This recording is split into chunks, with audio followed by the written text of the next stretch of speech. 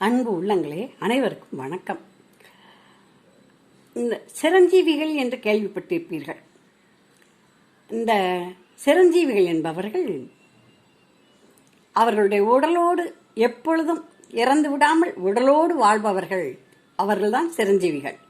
அந்த சிரஞ்சீவிகள் 7 பேர்கள் என்று சொல்வார்கள். என் அப்பா என்ன செய்வார்கள், இவர்களை நினைப்பதற்காக 7 சனிக்கிழமை அன்னைக்கு எண்ணெய் தேய்ச்சி குளிப்பாங்க. எண்ணெய் தேய்ச்சி குளிக்கும்போது அஸ்வத்தமா, மகாபலி, வியாசர் எல்லாரையும் சொல்லி 7 பேரையும் சொல்லி 7 புள்ளி வச்சுட்டு அதை தடவிட்டு அதுக்கப்புறமா தான் அந்த எண்ணெயில் இருக்க பூண்டு, மிளகு எல்லாம் எடுத்து சாப்பிட்டுட்டு அந்த எண்ணெயை தேய்ச்சி குளிப்பாங்க. அந்த ஏன்பா இவங்க மட்டும் சொன்னால் கேட்டேன். அப்போ கேட்டப்போ இவங்க 7 பேர் சிரஞ்சீவிகள்ப்பா, இவைகளை நினைக்கிறதுக்காக எண்ணெய் தேய்ச்சி குளிக்கும்போது இப்படி வச்சு குளிக்கணும் அப்படின்னு சொன்னாங்க. ஆனால் அதெல்லாம் நாங்கள்லாம் விட்டுட்டோம்.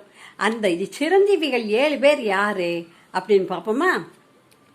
அஸ்வத்தாமன், மகாபலி, வியாசர், அனுமன், விபீடனன், கிருபாச்சாரியார், பரசுராமன் ஆக சிரஞ்சீவி 7 பேர்கள் என்று இதை நான் எங்கள் அப்பா சொன்னதை மறந்துட்டேன். ஆனால் இப்போ ஒரு புத்தகத்தில் பார்த்தேன்.